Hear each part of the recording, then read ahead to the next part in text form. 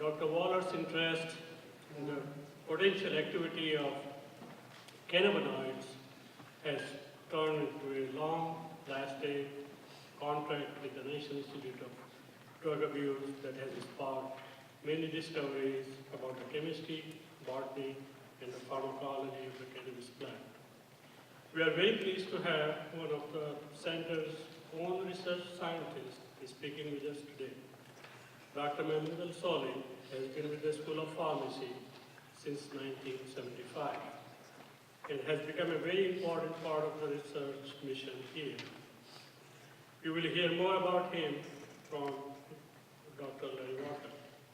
First, Dean David Allen will share the history of this lecture series and its significance to the school and to the university. After the lecture, we will take questions from the audience. The students will provide assistance with the microphone. It is now my pleasure to welcome Dean David Allen.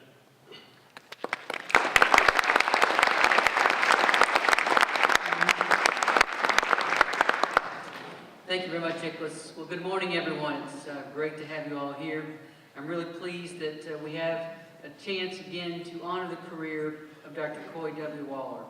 I'd also like to thank the National Center for Natural Products Research for co-hosting this event, as well as my good friend, Dr. Mahmoud ElSohly, for serving as our Fall 2018 Waller Lecture.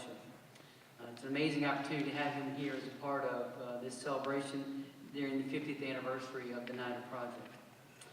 This is the 15th lecture since 2004 that we have hosted to honor Dr. Coy W. Waller, and it is my distinct honor each time to tell you a little bit more about him.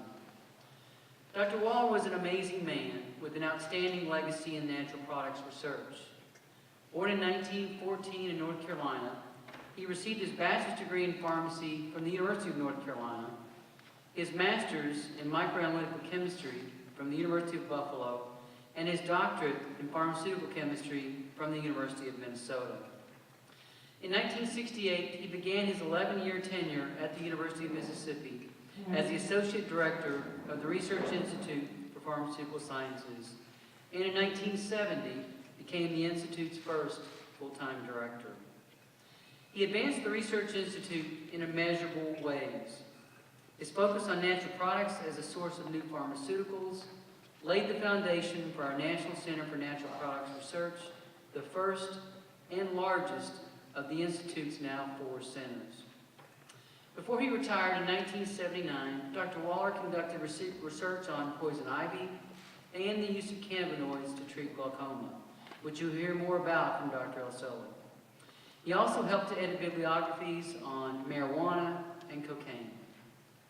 Over the course of his career, Dr. Waller authored more than 50 patents, which were issued in over 150 countries. He was passionate about inspiring students and young colleagues to pursue natural products research and about helping them to realize their potential to develop new pharmaceutical products. In 1993, the university honored him by dedicating the Coy W. Waller Laboratory Complex, a natural products laboratory that houses our marijuana garden, medicinal plant garden, and greenhouses. Dr. Waller was one of the most accomplished scientists of his time. We are incredibly grateful for his contributions to the school, our nation, and our world. When Dr. Waller passed on April 24, 1998, the School of Pharmacy lost an inspirational leader, and the world lost a pioneer, a research pioneer. We are truly honored to have some of Dr. Waller's family with us today. I just saw them a few moments ago. Ms. Deb Carnathan, Ms. Liz Thomas, and Mr. Keith Thomas. Would Dr. Waller's family please stand and be recognized?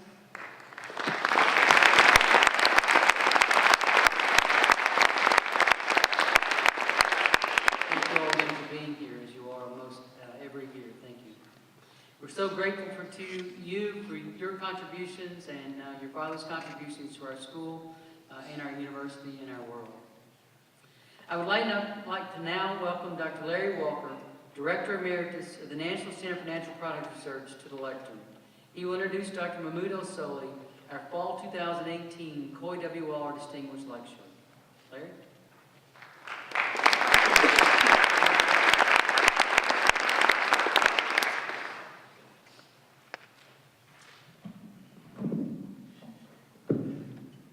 Good morning, everyone.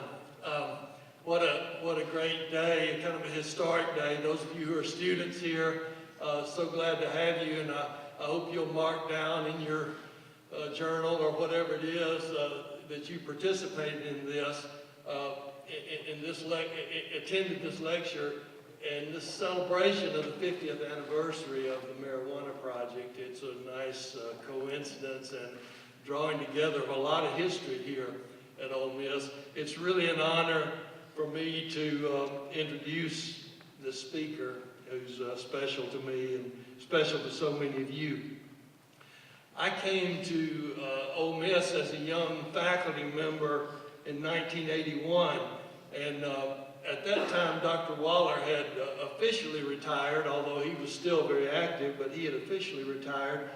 And Dr. Carlton Turner, who was directing the project at that time, was leaving to go to Washington, and he served in the Reagan White House during the Reagan administration.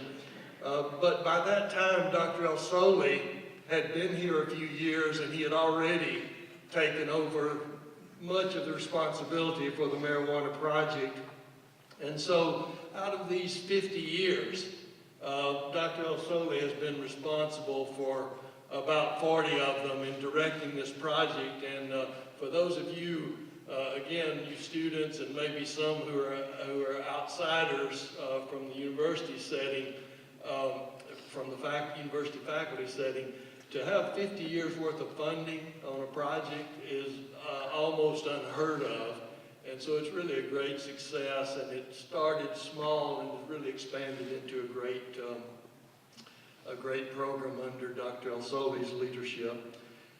So he did his bachelor's and master's degree at Cairo University at the Faculty of Pharmacy, and then he came to the U.S. at the University of Pittsburgh and did his PhD in pharmacognosy.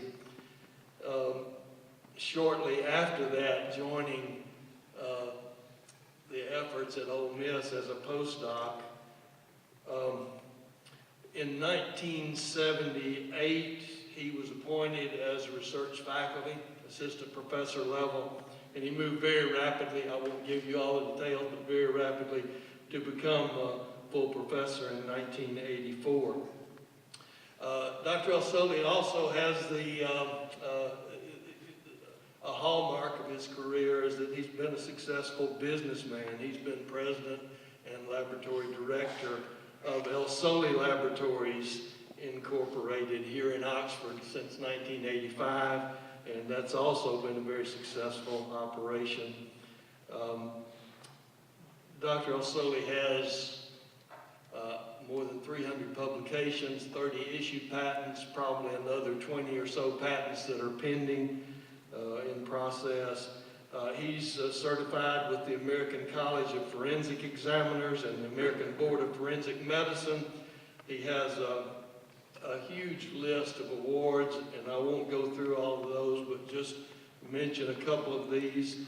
The university's Distinguished Research and Creative Achievement Award in 2013. He was a University of Pittsburgh Distinguished Alumnus and a Legacy Laureate from the University of Pittsburgh in 2011. He received the International Cannabinoid Research Society Lifetime Achievement Award in 2013. He's one of the most cited authors in the world of forensic sciences. So not just knowledgeable about cannabinoids and the chemistry of cannabis and as we all know him, but many other aspects of forensic sciences that he has excelled in and been certified in.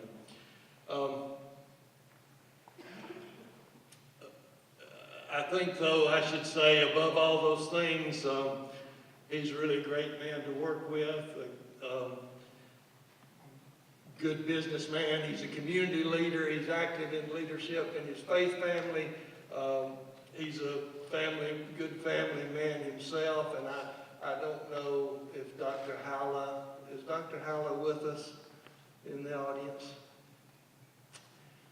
I thought she might be here today, but I want to just mention for those of you who don't know, Dr. Howley was also a faculty member at Ole Miss for many years, having retired a few years ago, and she was a great contributor to many of our natural products programs. She comes in on cue. Dr. Howley, you missed my introduction, but thank you for being here.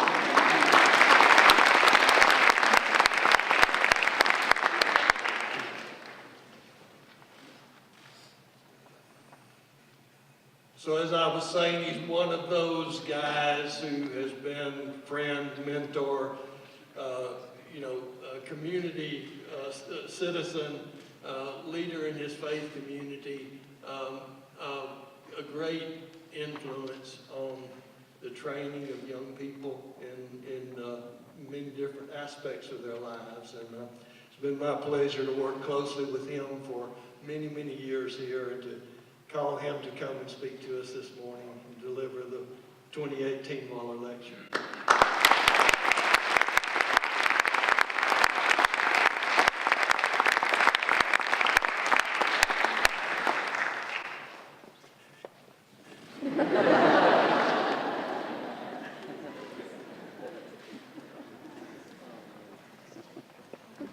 Good morning. I think my microphone that I have here is on now. Okay. Well, good morning, everyone.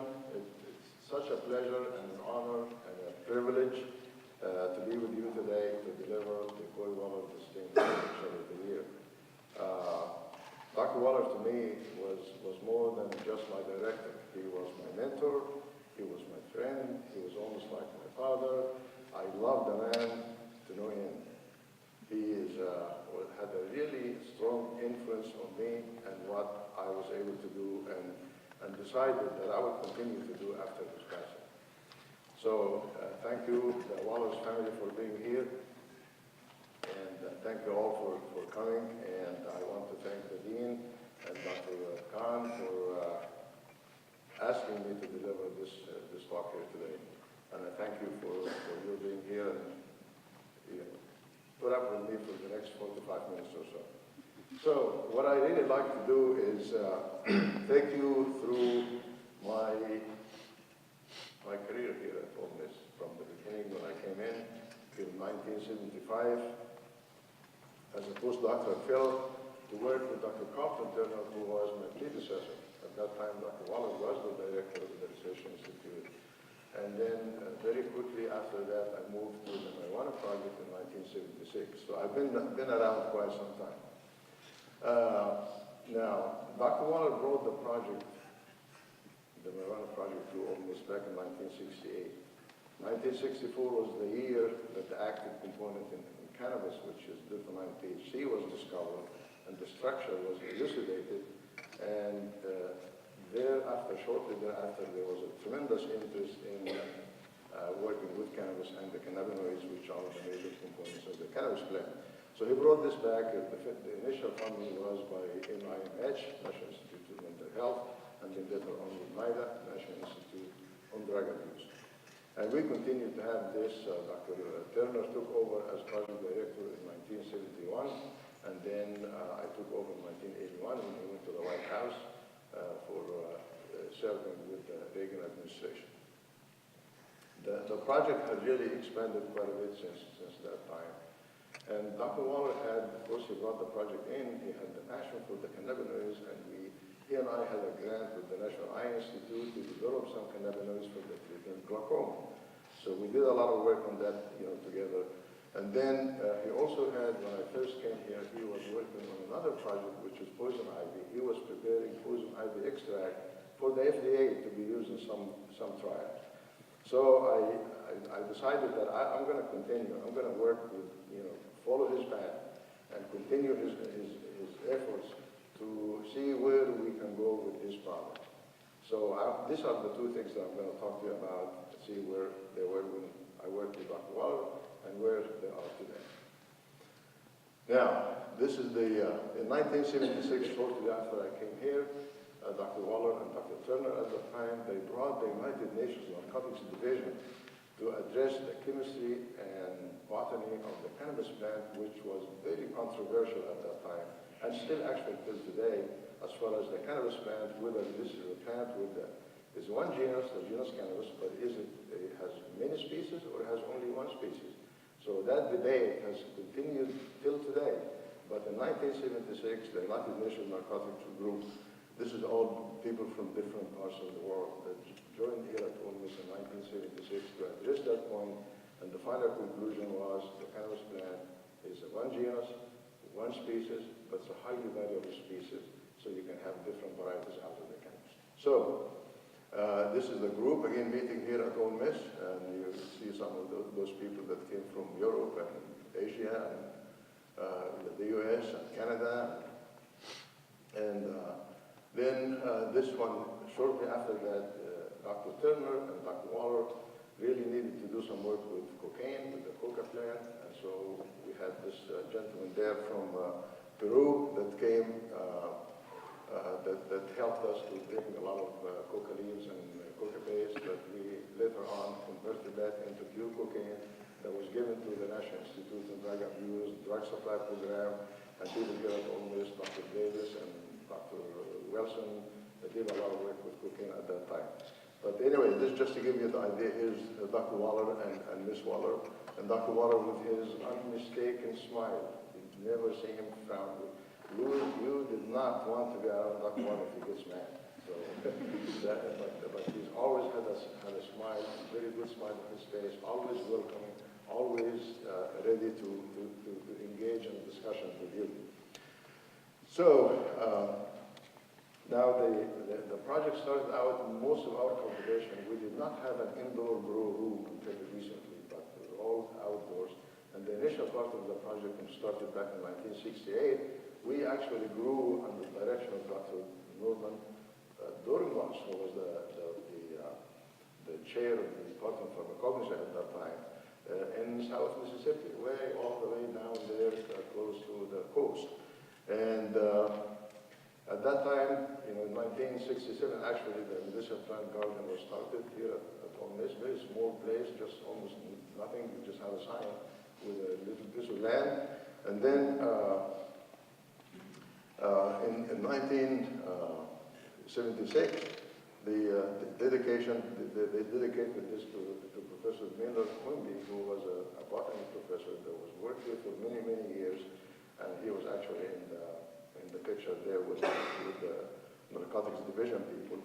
And then this is now the Coy Waller complex, where we actually have, the building was dedicated, Dr. Waller started the building in 1991, and then it was dedicated in 1993 in his honor and in his memory. Now, the medicinal plant garden that you saw in the first slide, there was almost nothing with this medicinal plant garden and so on. Now, under the direction of Dr. Khan, and with his efforts with the FDA, we have now a very, very impressive and very well-known and world-renowned medicinal plant garden with so many different species of medicinal plants that are serving Dr. Khan, working with the FDA on the safety and quality of the botanical drugs on the market. Now, this is Dr. Turner up there on top. This is my predecessor, and now on the let me see if this thing will work. Yeah, I think this is Dr. Turner here with me, and when he came last time, and then now this is the garden that we have, today. A few years ago, when they needed some land to have the road to go into the intramural fields and so on, and the inside park and all of that, then they took the small 1 acre land that we had there, where the initial marijuana garden was at Ole Miss, and gave us a 12-acre plot way in the back. And of course, now this is the garden that we have. The crop that you're looking at right now, this is the last grow that we did outdoors, which was 2014. It was the last time we grew outdoors. And we are in the process right now. We have, NIDA has exercised the option to grow another 6.5 acres, which was supposed to be done this year, but we didn't get the quota to do it, so we'll probably do that next year. This is the field that we have. We've had also the first time that we actually produce materials with different varieties of the cannabis plant. You have the high THC variety, which is mostly used in the illicit market. And then you have the high CBD variety, which is very well known these days for the treatment of epilepsy, the CBD oil, if you see that in the news. And then some of the other varieties that we have that's mixed between the two, intermediates between the two. This is our indoor grow room right now that we were getting ready to grow outdoors and get ready. So we had the plants there. We renovated that grow room now, so we have it better than the initial one that we had. Anyways, this is the crop that we have there in 2014, and then this is the plants when they are getting ready to mature and harvest and get ready to produce the cannabis or the marijuana for research. These are the buds. Once we grow, we harvest, we process the plant material, and end up with the product that we have ready to ship to the National Institute on Drug Abuse to go into the drug supply program. Now, so I mentioned that most of our growth, the large-scale production is always outdoors, but then we have to get into the indoor production. And I think Mike okay, came back. The indoor production, the indoor cultivation. We have this grow room that was not here when Dr. Waller was here, but we continue to improve and do what needs to be done to be able to produce materials of different potencies for the national program. Now, one of the things that we developed, again, in the last few years with the help of Dr. Himalata and Dr. Suman Chandra, is the micropropagation. Micropropagation is a technique more or less like a cell culture type thing, but in order to do pharmaceutical preparations, cannabis with the pharmaceutical quality, the potency, the chemical profile, the genetics have to be the same day in and out every time you do it, otherwise you cannot have a reproducible product. So in order to keep the genetic material, we had to do something to preserve that genetic material. Of course, we can preserve it by vegetatively propagating the plants, but you have to grow them when they get too big, you have to get them out, make new plants and so on. And in this case, it's just a very time-consuming, very labor-intensive process. So what was developed here is to do the micropropagation, and the initial efforts that we had required that we do, you can start from either apical nodes of the plant, or you start from just a small piece of the tissue, and the protocol that was developed was such that the plants that are produced would be homogeneous, would have the same genetic makeup, the same chemical profile. And so now the last, I'm not showing you all the things in that regard, but showing you the last development that we have, which is a protocol that will actually start from the apical node of the plant and end up with a full-blown plant that we can take out to the field, as you see in this picture right here. All this coming from the same plant. Of course, it's important, very important to know that the genetics of the daughter plants, of the propagated plants, those things that we have from the tissue culture have the exact same chemical profile, exact same genetics as the mother plants and as plants that could be produced from a vegetative propagation process. And this here shows that from a genetic standpoint. Then we also did the cannabinoid profile, comparing the mother plant with the daughter plants, with the micropropagated plants, and they all have very similar chemical composition.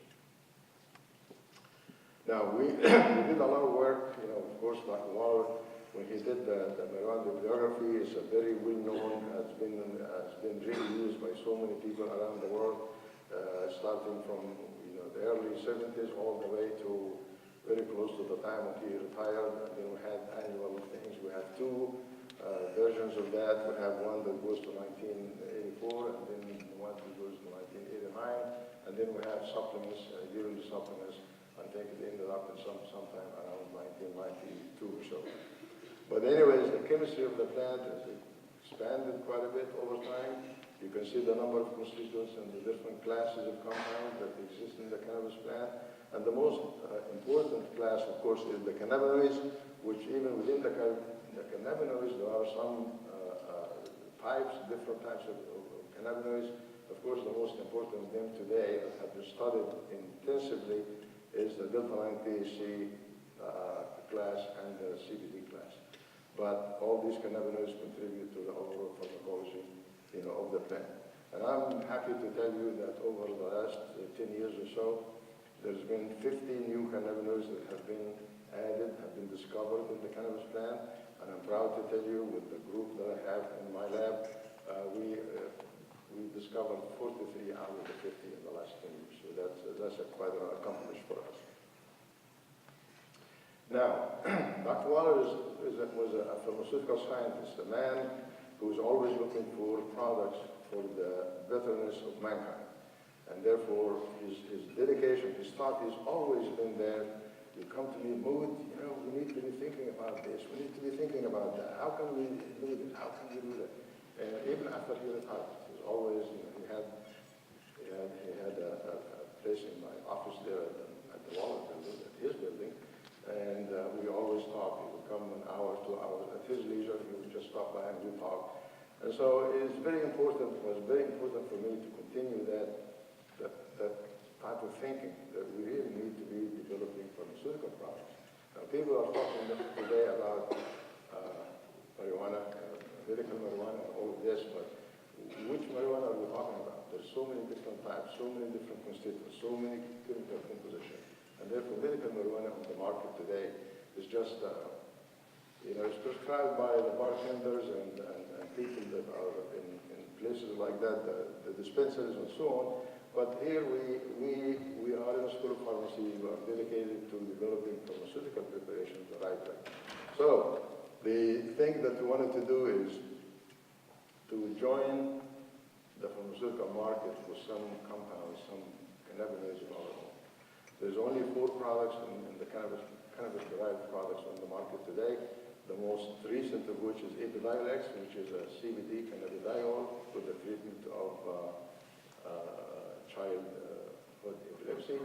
And it's just been approved by the FDA. It's not on the market quite yet, but it's getting there. It's just been rescheduled as a Schedule 5, which is very good. So the first product that we have, of course, is starting out from the plant material, is an extract, which is the extract is being used today on the internet and everything, but we don't know what the composition is for the treatment of epilepsy, and mothers going to places and buying the stuff and giving to their children. Anyway, so the first thing is to making the extract, and that extract is a GMP manufactured extract that we have. We have a drug master file on the high THC variety extract, and we have a drug master file on the high CBD variety extract, and we have a drug master file on CBD itself, the compound that's been approved by the FDA in Epidiolex. So this extract now, you can use that extract as it is, or you can use it to manufacture or to isolate the active components, whether it's delta-9 THC or CBD or any other cannabinoid. And we do have a process right now to purify the cannabinoids out of the cannabis plant, and we just filed the patent not too long ago. This one here just happened to be the crystals that you see there, the CBD crystals. We can get them out of the plant from this very dark, tarry-looking material at 99.98% purity. So very, very good product. Now, the new products that we are working on, we have two sides of the products, one on the THC side and one on the CBD side. On the THC side, we are preparing 2 drugs. The THC itself is very difficult to work with on one hand. It also has very low bioavailability from different formulations, whether it's oral, the product on the market today, Marinol, has a bioavailability of maybe 6%. So that's not good enough. So you have to use more often, a lot of material. But anyway, so we have to have a product that can actually get into the general circulation, the systemic circulation, go to the sites where it's supposed to go, and do what it's supposed to do. So we made those products that these are just two examples of the products that we prepared to test. We made a whole variety of them, but these are the two that made it to the final, to go into the product development. First product that we developed is suppository.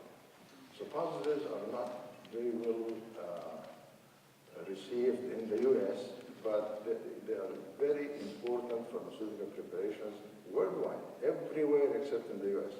However, we did a survey of the oncologists back a few years ago to say if we develop a suppository formulation that works, that delivers the drug, would you prescribe it? Would the patient? They said, absolutely. If it works, no problem.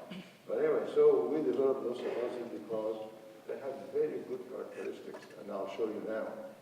This is the profile of delta-9-THC from a suppository formulation at small dose, less than 10 milligrams. And the three lines there are one for the THC itself, which is, I think, the blue one right there. And then this red one is for the 11-hydroxy, and then the green one is the metabolite. But you can see that from one dose, you still have very significant blood levels all the way up to maybe 20 hours. So that lends itself to maybe one dose a day, maybe two at the most. If you lower the dose, you don't get the big level in the blood that causes some psychological activity, but maybe twice a day versus one every 4 hours for Marinol. And but then if you go to the next slide, which is we have a smaller dose, you still have very significant levels of the cannabinoids in the blood out of them. Now, the thing that you need to know is the delta-9-THC itself, the parent drug, is not absorbed from suppository. So we couldn't just put THC in suppository and say, okay, here is a good formulation. No, it does not get absorbed at all, zero bioavailability. So this is the first product that we developed.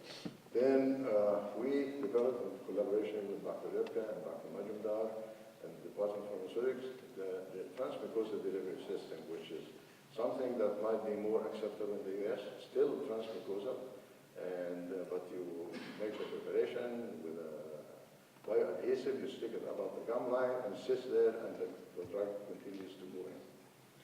And these two compounds that went to the final, we put them into that preparation, we checked them in the swine model, and we found out that yes, they do deliver the drug, not as efficient as the suppository, but nonetheless it's efficient enough.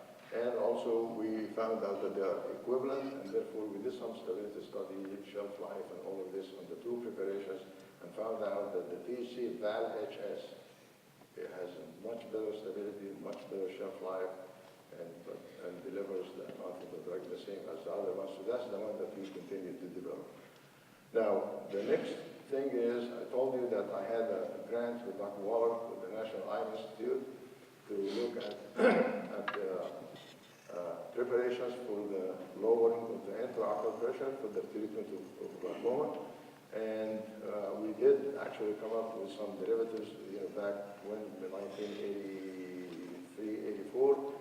But those preparations that we had at the time, they had an issue with them. One was the stability of the product, and the other one was the fact that when they were given in eye drops, they caused some irritation. So it was not a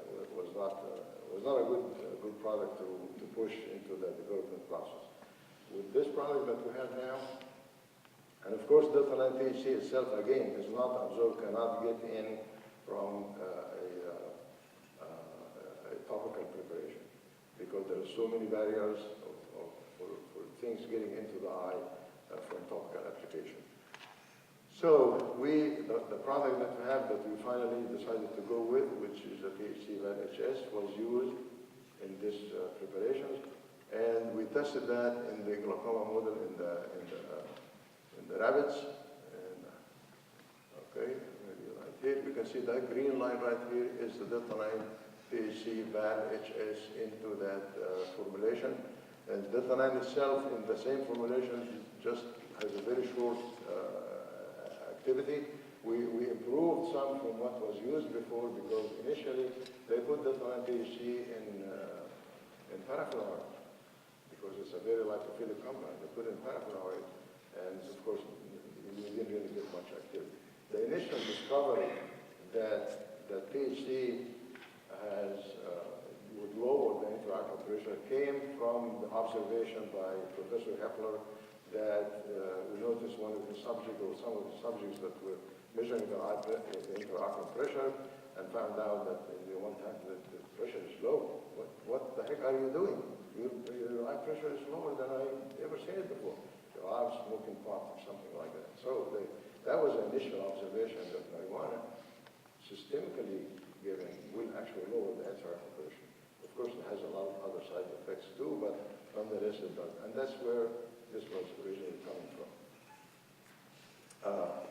So this is, we compared our compound with, we compared with the red line, it is pilocarpine, and the black one here is timolol, and ours is the green, and you can see that we have much better activity, but the duration of action is still not as long as we would like to see.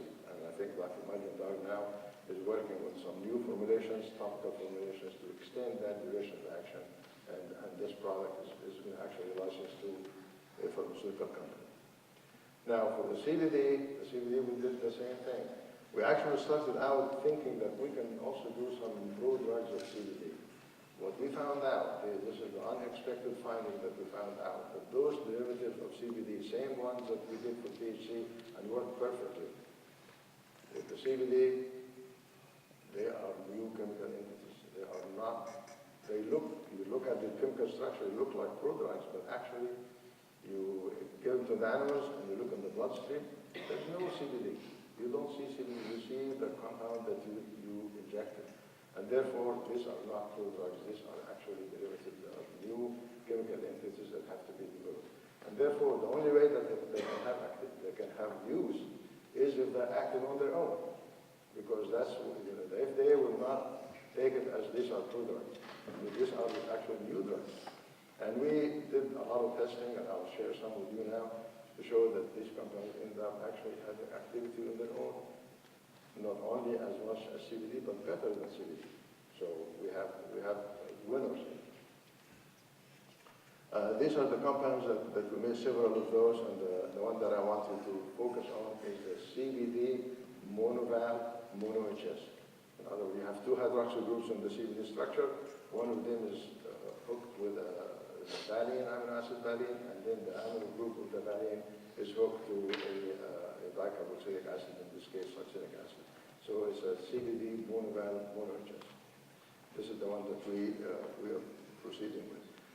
Just an example of the activity of this compound here in the cisplatin-induced neuropathy relative to morphine. This is morphine. This is 1 milligram morphine. 0.1 milligram per kilogram morphine. There's almost no activity, just like a vehicle. But 2.5 milligram per kilogram morphine, you have very good analgesia, very good relief of that withdrawal threshold in the tactile marker. Then this is our compound right here. Doses 1, 2, 3, and 4 milligram per kilogram. This is on their own, without morphine. You have very good activity that is dose correlated. So you have, so the compound by itself has very good analgesic activity. At 4 milligram per kilogram is equivalent to a full dose of morphine at 2.5 milligram per kilogram. The advantage is no abuse liability. Does not do anything in the condition-place preference assay. And therefore, it's an analgesic compound without abuse potential. In addition to that, when you add a small dose of our compound to a non-analgesic dose of morphine, it brings the analgesia all the way up to the same dose as a full dose of morphine. So that's, in other words, it enhances the analgesic activity of morphine at a much lower dose of morphine. So that's another. So this is very significant now in respect to the current opiate epidemics that are going on right now. So there's a lot of interest in that. I already mentioned that in the condition place preference, there is no activity there. And then in the what we call the abdominal writhing, which is an inflammatory model of response, we can see here that our compound does have activity on its own. Not only that, but when combined with oxycodone, with a small dose of oxycodone, it helps, but with a full dose of oxycodone, it totally eliminates the inflammation as a result of that, as you see in that thing is not that good right here. This is oxycodone by itself. This is oxycodone combined with our compound where there's absolutely no abdominal writhing. So we have a good compound that has good analgesic activity and without any abuse liability. Now, one of the things that I mentioned in the beginning is the preparation of the extracts. And those extracts now, the state of Mississippi enacted a law that allows for the parents to actually be able to take CBD oil home and give to their children without being prosecuted. But the law also specified that the CBD oil has to be prepared at the University of Mississippi School of Pharmacy here, and then will be delivered to the medical center, where it's given to the clinicians there to be dispensed to the children. We developed the process. We have, again, the drug master file on this, and we did everything that we needed to do, clinical trial. The IND was filed, and Dr. Walker has been very instrumental in getting this thing done, along with the people at the medical center in Jackson. So we have delivered, I think, now the materials for the first maybe 6 subjects, and hopefully this will continue. And as far as I know, we didn't really have any issues. People are being dosed. Everything is going as planned. So this is a good thing. The other thing that Dr. Waller, like I mentioned, was working on when I came was the poison ivy. Poison ivy is a big problem. I think most of you here know that poison ivy is a big issue here in the United States and Canada and Japan and Mexico. Only those 4 countries. And therefore our patent is only filed in these 4 countries. We didn't worry about filing it in those because they have no use for it. They don't have poison ivy. The initial work that I did with Dr. Waller when I came in 75 and 76 during that time, he was preparing an extract for the FDA. And then, again, we need to think about something to get something out there for this condition. This is a bad thing. I'm sensitive. Everybody's sensitive. If we can develop a product, make a long story short, we did develop a product. Product that works extremely well in the animals, but it had to be given by injection, not oral. We got the product. We got the patent. This picture here shows Dr. Sue Watson and Dr. Waller with his beautiful smile, and me with my good head of hair, looking at the patent. This is the patent that was issued on this topic. We continue to do that. We licensed to a company on the West Coast that did not really believe that they can market a product that will get injected. So little they knew. But anyway, they insisted to make it an oral preparation. We said it's not going to work because by the time it reaches the circulation and go where it's supposed to go, it's going to be released. Anyway, make a long story short, they proceeded with that. They did all the way to a clinical trial, made the GMP material, clinical trial, everything oral. And the data that came out basically showed that, there is a tendency for that oral preparation to work, but the statistics would not support putting a product on the market. So by that time, other companies, anyway, it went by the wayside because the patent life was not that long. So I said, well, I'm going to continue to work on that because I'm going to do what Dr. Waller wanted to do, and that is to find a product that we can get on the market for the treatment of poison ivy. And poison ivy can have 2 things. You can give a product to somebody that has never been exposed to poison ivy before, and that will produce tolerance, meaning if you have not been exposed and you give that medicine, you are immune, more or less immunization. You go in the woods, you get exposed, you'll never develop poison ivy dermatitis. Or if you're already sensitive, you're already breaking out, you're already getting dermatitis, if you take the product, then we can reduce the level of your sensitivity or eliminate your level of sensitivity. So it could be for treatment or prophylactic treatment or prevention of poison ivy dermatitis. So we continued to work on that. This is the group that worked with me and Dr. Waller back then. Look at that smile. He's such a wonderful man. And so we continue to work on that. This is this is what you get if you're really very sensitive to poison ivy. It's a terrible thing to have.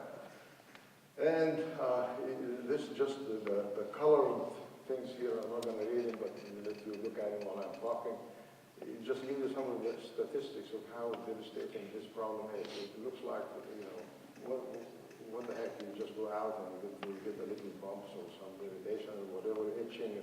No, it's a much bigger problem than that. You can look at the statistics there. It's a very, very significant problem causing the healthcare system a lot of money and also causing people a lot of days out of work and so on. So,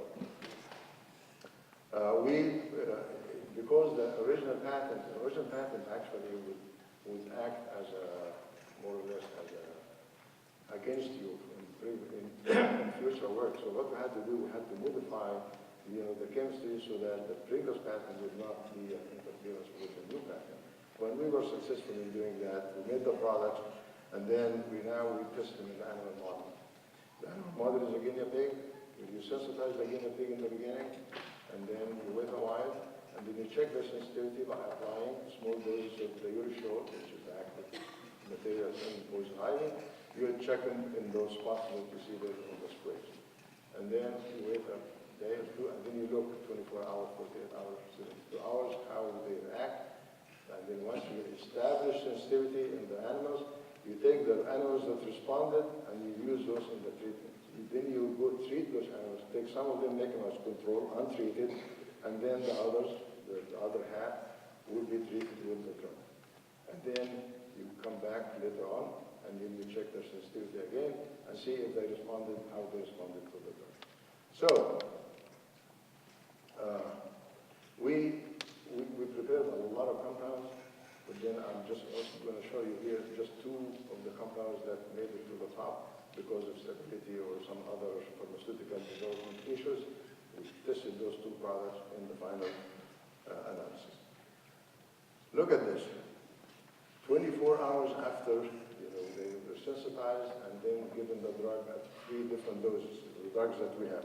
We have 2 drugs. We have one over here, the THC valve, and not the THC, PDC. PDC is pentadicyl catechol, which is the saturated conjugal in the poison ivy urushiol.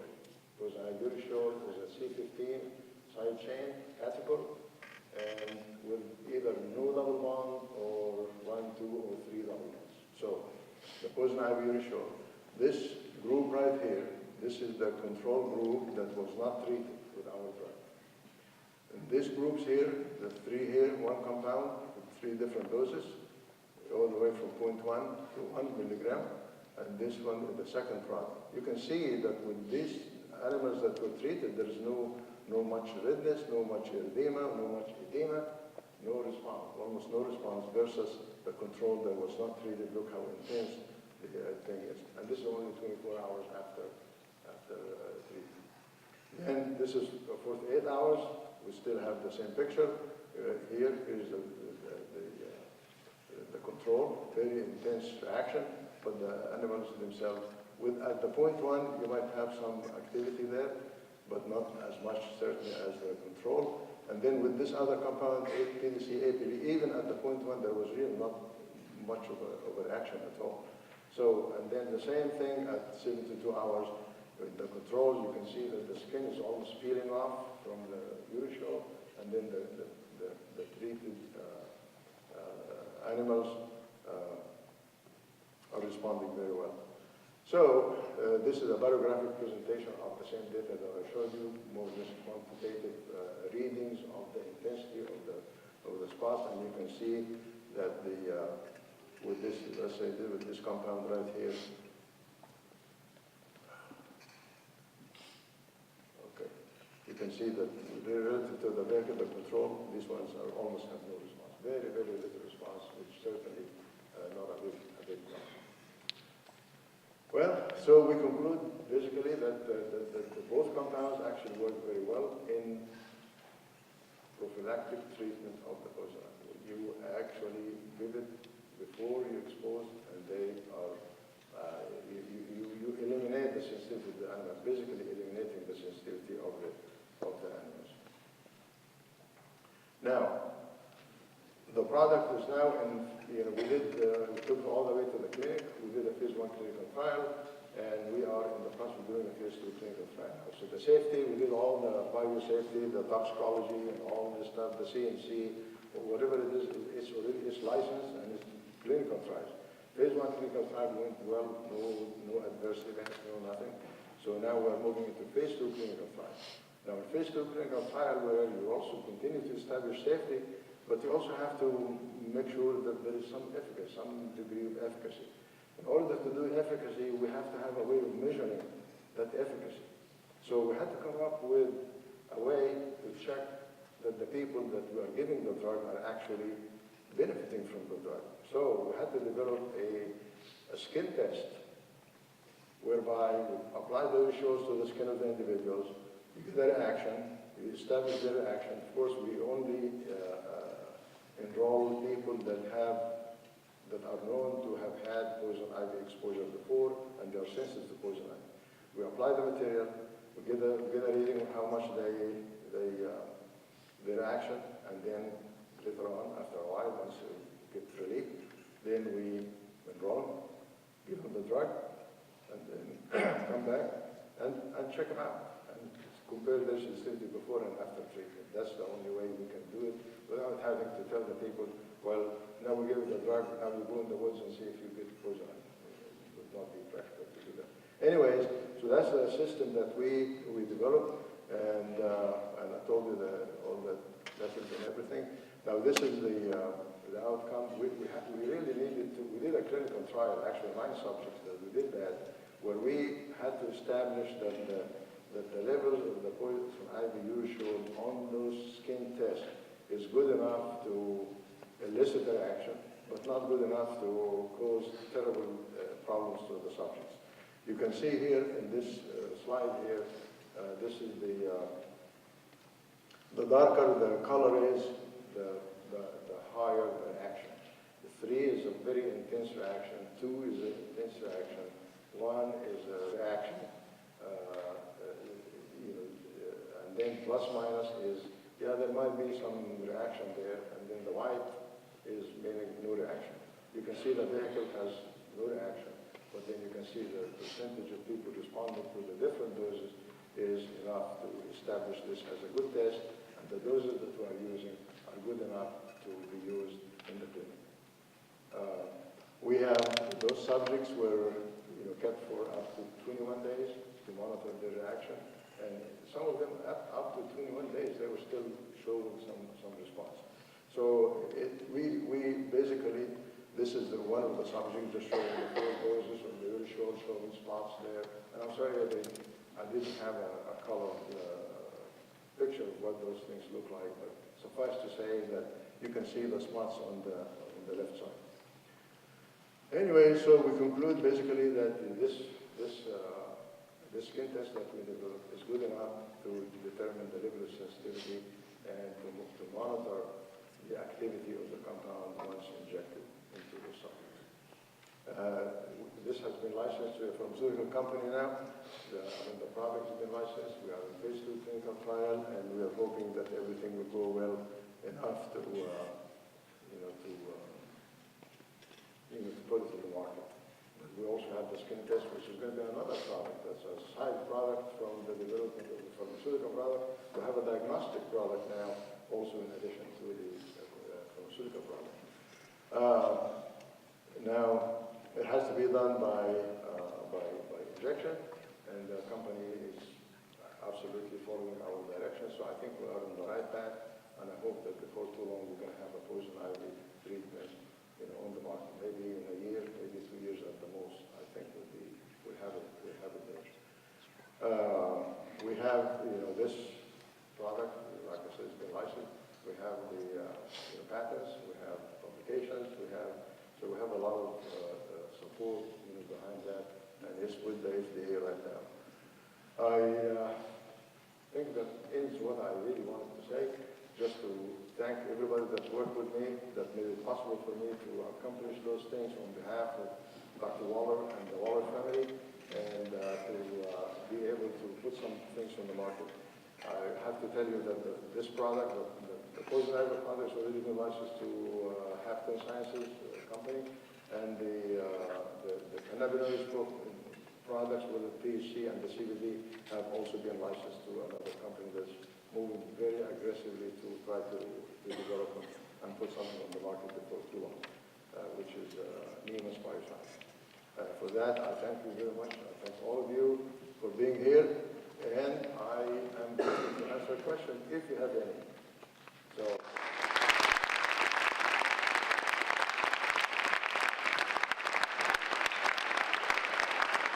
Thank you so much, Dr. ElSohly.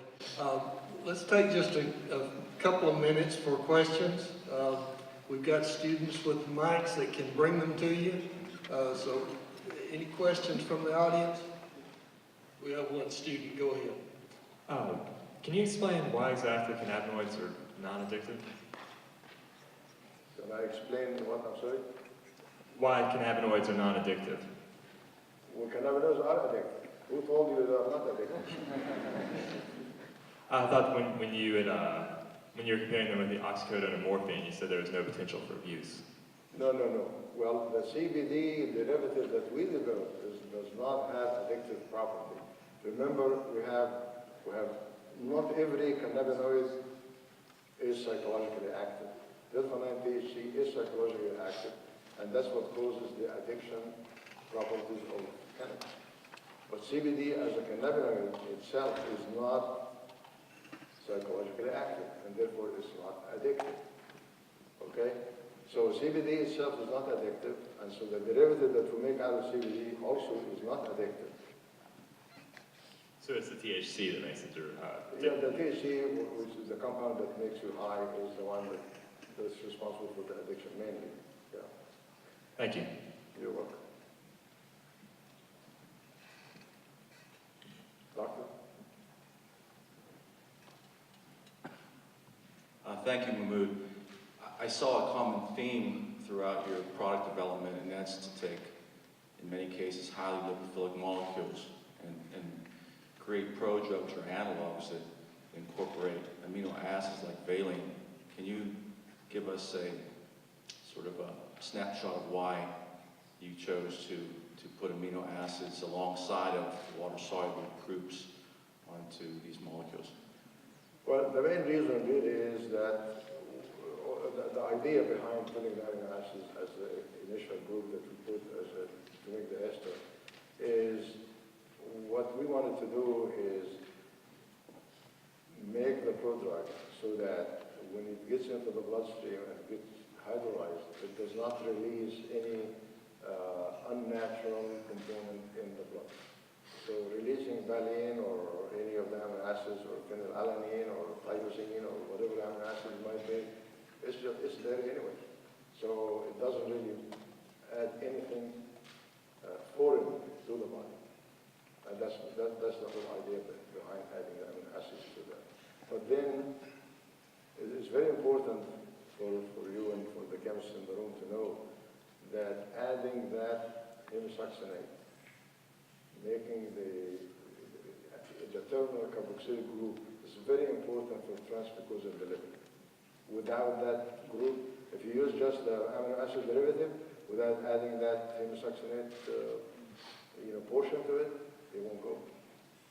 Not only that, but you would have to have like a hydrochloride or some salt of that amino group, the terminal amino group there, which in things like putting in the eye drops or something is very acidic.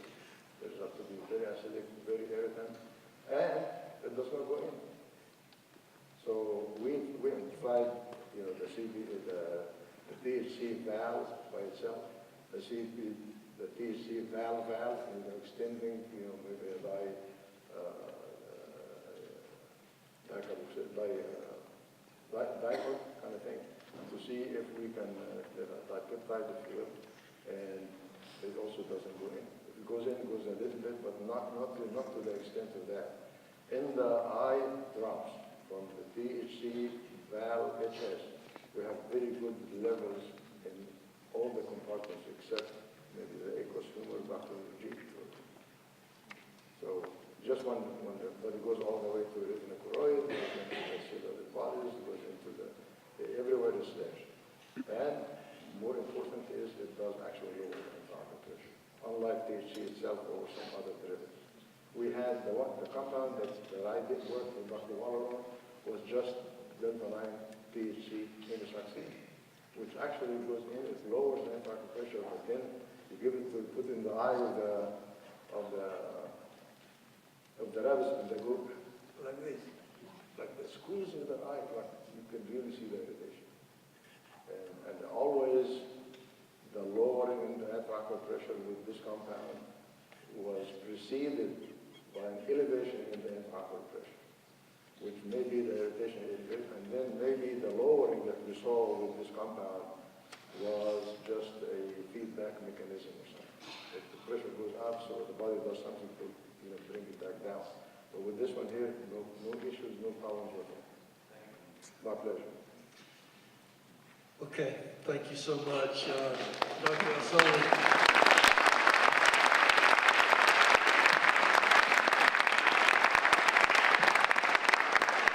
We have a plaque just to recognize this occasion. It says, in recognition of your outstanding service and dedication to excellence as a role model, mentor, and researcher, the Coy W Distinguished Lectureship Award 2018.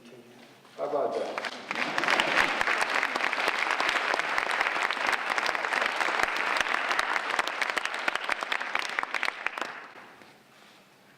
Thank you.